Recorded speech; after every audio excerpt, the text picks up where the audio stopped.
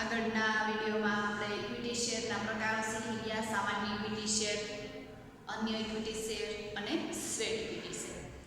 એમાંથી આપણે સામાન્ય ઇક્વિટી શેર એની લાક્ષણિકતાઓ શીખ્યા અને અન્ય ઇક્વિટી શેરના બે પ્રકારો શીખ્યા. આજે આપણે સ્વેટ ઇક્વિટી શેર વિશે શીખીશું. તો સ્વેટ ઇક્વિટી શેર એટલે શું? અર્થ આપણને એવો આપ્યો છે કે કંપની તેના સંચાલકો, કર્મચારીઓ અને વિશિષ્ટ જ્ઞાન ધરાવનાર કર્મચારીઓને વટાવથી અથવા રોકડ સિવાયના અવેજથી જે શેર ફાળવે તેને સ્વેટ ઇક્વિટી શેર કહે છે. એટલે કે કંપની છે એ પોતાના સંચાલકોને પગાર તો ચૂકવે જ છે, ઉપરાંત એના જે કાંઈ પણ કાર્ય છે એ બદલ જે શેર આપે અથવા તો પોતાના કર્મચારીઓને જે શેર આપે અથવા તો વિશિષ્ટ જ્ઞાન ધરાવતા કર્મચારી જેના કૌશલ્યનો લાભ કંપનીને મળતો હોય અને એને લીધે કંપનીનું કાર્ય સારું થતું હોય તેને વિશિષ્ટ જ્ઞાન કે કૌશલ્ય ધરાવતા કર્મચારીઓ તરીકે ઓળખવામાં આવે. તો આવા વિશિષ્ટ જ્ઞાન કે કૌશલ્ય ધરાવનાર કર્મચારીઓને એના કાર્ય બદલ જે શેર વટાવથી આપવામાં આવે અથવા તો રોકડ સિવાયના અવેજથી આપવામાં આવે કે એને બોનસ ચૂકવવાને બદલે શેર આપી દેવામાં આવે. રોકડ સિવાયનો અવેજ એટલે સામે રોકડ વસૂલ કરવામાં આવતી નથી. સામાન્ય રીતે શેરમાં કેવું થાય કે શેર આપવામાં આવે, બદલામાં રોકડ મળે છે. રોકડ એટલે અહીંયા ચેક દ્વારા પ્રાપ્ત થાય છે, બરોબર. શેરના કોઈ પણ વ્યવહારો રોકડેથી થતા નથી, બેંક મારફતે જ થતા હોય છે. તો આવી રીતે રોકડ સિવાયના અવેજથી જે શેર બહાર પાડવામાં આવે એવા શેરને સ્વેટ ઇક્વિટી શેર તરીકે ઓળખવામાં આવે છે. અને એક વસ્તુ આમાં ખાસ યાદ રાખવાની આપણને કે સ્વેટ ઇક્વિટી શેર છે જાહેર જનતા માટે બહાર પાડવામાં આવતા નથી, પણ કંપનીના આંતરિક વ્યક્તિઓ માટે બહાર પાડવામાં આવે છે. સંચાલકો, કર્મચારીઓ કે વિશિષ્ટ જ્ઞાન ધરાવનાર વ્યક્તિઓ છે એ કંપનીના આંતરિક કર્મચારીઓ છે, આંતરિક વ્યક્તિઓ છે. એટલે જાહેર જનતા માટે આવા શેર બહાર પાડવામાં આવતા નથી. અને આવા શેર છે એ ખૂબ જ નીચા ભાવે બહાર પાડવામાં આવે છે, એટલે કે કર્મચારીઓ છે એને ભાવ તફાવતનો લાભ પણ મળી શકે. સ્વેટ ઇક્વિટી શેર શા માટે બહાર પાડવામાં આવે છે, એના કયા ફાયદાઓ છે? તો બે ફાયદાઓ આપણને આપેલા છે. પહેલું, કર્મચારીને વળતર સ્વરૂપે આપી શકે. કર્મચારી કોઈ પણ કાર્ય કરે છે તો એ કાર્યના વળતર સ્વરૂપમાં આવા શેર આપી શકાય છે. અને રોકડ આપવાને બદલે અથવા તો અન્ય પુરસ્કાર આપવાને બદલે જો શેર આપવામાં આવે તો કર્મચારીઓમાં એક પ્રકારનો માલિકી ભાવ ઉત્પન્ન થાય છે. એટલે કર્મચારીઓને વળતર સ્વરૂપે આવા શેર આપી શકાય છે. બીજું છે કર્મચારીના માલિકી ભાવ ઉત્પન્ન થાય. કર્મચારીઓ ધંધામાં જોડાયેલી એક અભિન્ન અંગ છે એવું કહી શકાય, એક અભિન્ન વ્યક્તિ છે એવું કહી શકાય. કેમ કે કર્મચારીઓ જો સારું કાર્ય કરશે તો એના ફળ સ્વરૂપે જ કંપનીને નફો મળશે.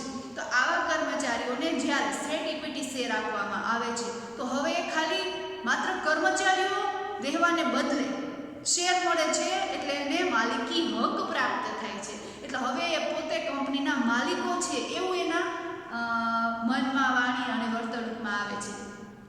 તો કંપનીના કર્મચારીઓમાં એક પ્રકારનો માલિકી ભાવ ઉત્પન્ન થાય છે. એટલે હવે એના કાર્યમાં એ ફરીથી વિશેષ ધ્યાન આપશે, ફરીથી વધારે સારું કરવાની કોશિશ કરશે. એટલે કર્મચારીઓ તો છે જ, પણ સાથે સાથે શેર હોલ્ડર પણ બને છે. અને શેર હોલ્ડર બનવાને કારણે એને શેર પર જે કંઈ પણ અધિકારો પ્રાપ્ત થાય છે, જે માલિકી હક પ્રાપ્ત થાય છે, એ કારણે એના કાર્યમાં વધારે આવડતનો ઉમેરો થાય છે, વધારે સારી રીતે કાર્ય કરવા માટે પ્રેરાય છે. તો જ્યારે આવા સ્વેટ ઇક્વિટી શેર બહાર પાડવામાં આવે ત્યારે કઈ જોગવાઈને અનુસરી અને સ્વેટ ઇક્વિટી શેર બહાર પાડવા? તો એના માટે આપણને જોગવાઈઓ આપેલી છે. સામાન્ય સભામાં ખાસ ઠરાવ પસાર કરવો પડે. સામાન્ય સભા એટલે કે શેર હોલ્ડરોની સભા, બરાબર. શેર હોલ્ડરોની સભા, જૂના જે શેર હોલ્ડરો હોય એની જે સભા બોલાવવામાં આવે, જૂના એટલે અહીંયા સ્વેટ ઇક્વિટી શેર સિવાયના જે શેર હોલ્ડરો હોય એ શેર હોલ્ડરની સભા બોલાવવામાં આવે, એને સામાન્ય સભા તરીકે ઓળખવામાં આવે. અને આવી સામાન્ય સભામાં ખાસ ઠરાવ પસાર કરી અને સ્વેટ ઇક્વિટી શેર બહાર પાડવા અંગેનો નિર્ણય લેવામાં આવે છે. બીજું છે શેરની વિગતો દર્શાવવી પડે. આવા જે સ્વેટ ઇક્વિટી શેર છે કઈ વ્યક્તિઓને, કઈ કર્મચારીને કે સંચાલકોને આપવાના છે, એ કયા ભાવથી આપવામાં આવે છે, એટલે કે એની બજાર કિંમતનો પણ ઉલ્લેખ કરવામાં આવે. અને કઈ વ્યક્તિને આપવાના છે, સંચાલકોને આપવાના છે કે કર્મચારીઓને આપવાના આપવાના છે, કેટલી સંખ્યામાં આપવાના છે, એની વિગતો છે આ ઠરાવ જ્યારે પસાર કરવામાં આવે ત્યારે એ વિગતો પણ દર્શાવવામાં આવતી હોય છે. ત્રીજું છે કંપની ધારાની જોગવાઈનું પાલન અને શેર બજારમાં નોંધણી કરાવવી જોઈએ. જૂનો કંપની ધારો 1956 અને હાલનો કંપની ધારો 2013, તો એ કંપની ધારામાં સ્વેટ ઇક્વિટી શેર બહાર પાડવા માટેની જે કાંઈ પણ જોગવાઈઓ છે એ જોગવાઈઓનું પાલન કરીને સ્વેટ ઇક્વિટી શેર બહાર પાડવા જોઈએ. અને બીજું છે કે માન્ય શેર બજારમાં એની નોંધણી કરાવવી જોઈએ. જો માન્ય શેર બજારમાં નોંધણી જે કાંઈ પણ શેર બજારના નીતિ નિયમો છે એ નીતિ નિયમોને અનુસરી અને શેર બજારમાં એની નોંધણી કરાવવી જોઈએ. ચોથું, જાહેર કંપની ધંધો શરૂ કરવાનું પ્રમાણપત્ર મળ્યાથી 1 વર્ષ પછી જ આવા શેર બહાર પાડી શકે છે. આપણે બે પ્રકારની કંપનીઓ શીખી ગયા, ખાનગી કંપની અને જાહેર કંપની.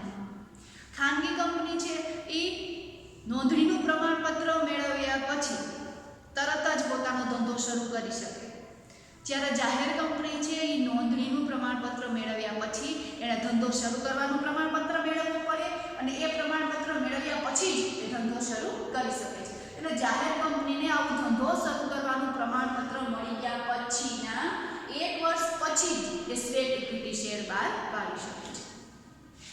પાંચમું છે 3 વર્ષ સુધી માલિકી ફેરબદલી થઈ શકતી નથી.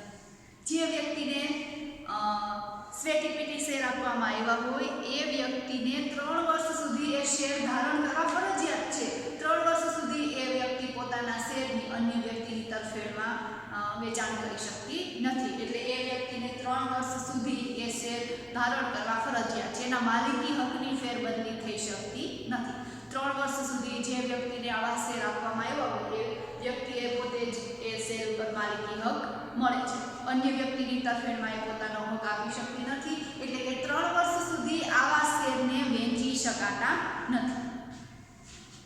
છઠ્ઠું, કંપનીની ભરપાઈ થયેલી કુલ શેર મૂડીના 15% કે 5 કરોડથી વધુ 1 વર્ષમાં આપી શકે નહીં. કોઈ પણ કંપની સ્વેટ ઇક્વિટી શેર બહાર પાડે ત્યારે 1 જ વર્ષમાં પોતાની જે ભરપાઈ થયેલી મૂડી એટલે કે શેર મારફતે જે મૂડી મળેલી છે એ મૂડીના 15% કે 5 કરોડથી વધુ 1 જ વર્ષમાં સ્વેટ ઇક્વિટી શેર આપી શકાતા નથી. એટલે કે કોઈ કંપનીની ધારો કે ભરપાઈ થયેલી મૂડી 2 કરોડની છે તો 2 કરોડના 15% રકમ કેટલી થાય? 2 કરોડના 15% રકમ અથવા તો 5 કરોડ. બેમાંથી જે ઓછી રકમ હોય, અહીંયા આપણે ભરપાઈ થયેલી મૂડી ઓછી લીધી, 2 કરોડની લીધી, એટલે 5 કરોડથી તો ઓછી થવાની છે, તો ત્યાં 15%નો નિયમ લાગુ પડશે. પણ ધારો કે કોઈ કંપનીની ભરપાઈ થયેલી મૂડી 30 કરોડ રૂપિયા છે, તો 30 કરોડના 15% રકમ કેટલી થાય? અંદાજે 45 લાખથી આસપાસની થાય. અને 5 કરોડ બેમાંથી જે રકમ વધુ હોય એ રકમ જેટલા સ્વેટ ઇક્વિટી શેર 1 વર્ષમાં બહાર પાડી શકતી નથી. એટલે ભરપાઈ થયેલી મૂડીના 15% કે 5 કરોડથી વધુ રકમના સ્વેટ ઇક્વિટી શેર 1 જ વર્ષની અંદર આપી શકાતા નથી. તેમજ કુલ મૂડીના 25%થી વધુ આ પ્રકારના શેર ફાળવી શકાય નહીં. કંપની પાસે કુલ માલિકીની મૂડી જેટલી છે એ મૂડીના 25%થી વધુ સ્વેટ ઇક્વિટી શેર કોઈ પણ સંજોગોમાં ફાળવી શકાતા નથી. એટલે ધારો કે કોઈ કંપનીની કુલ મૂડી 20 કરોડની છે તો એ 20 કરોડના 25% રકમ એટલે કે 5 કરોડ રૂપિયા, 5 કરોડથી વધુ રકમના સ્વેટ ઇક્વિટી શેર આપી શકાતા નથી. એટલે કુલ મૂડીના 25%થી વધુ રકમ છે તે રકમના સ્વેટ ઇક્વિટી શેર આપી શકાતા નથી. શા માટે? તો કે સ્વેટ ઇક્વિટી શેર છે એ કંપનીને આપવામાં આવે છે, સંચાલકોને આપવામાં આવે છે, અથવા તો કંપની સાથે જોડાયેલી કોઈ વિશિષ્ટ જ્ઞાન કે કૌશલ્ય ધરાવનાર વ્યક્તિને આપવામાં આવે છે. આવી વ્યક્તિને બોનસ સ્વરૂપે અથવા તો હક સ્વરૂપે આવા શેર મળતા હોય છે, રોકડ સિવાયના અવેજથી આવા શેર મળતા હોય છે. એટલે જો આવી વ્યક્તિ પાસે વધારે શેર આવી જાય તો એ કંપનીના માલિક બની બેસે છે અને જાહેર જનતા આવા શેર ખરીદી અને શેરનો માલિકી હક ધારણ કરી શકતી નથી. એટલે કંપનીની કુલ મૂડી છે ઇક્વિટી શેર દ્વારા મેળવવામાં આવે છે. આવી ઇક્વિટી શેર છે એ જાહેર જનતા માટે બહાર પાડવામાં આવે છે અને એમાંથી એ લોકો માલિકો બને છે. એટલે કર્મચારીઓ પૂરેપૂરા માલિકો ન બની બેસે એ માટે આવી જોગવાઈઓ કરવામાં આવી હોવી જોઈએ. તો આ સાથે જ આપણો આ પોઈન્ટ પૂરો થાય છે. હોમવર્કમાં તમારે સ્વેટ ઇક્વિટી શેરનો અર્થ, ફાયદાઓ અને જોગવાઈઓ લખવાની છે અને સમયસર હોમવર્ક કરી અને મોકલતું રહેવું. કંઈ પ્રશ્ન હોય તો રજૂ કરો.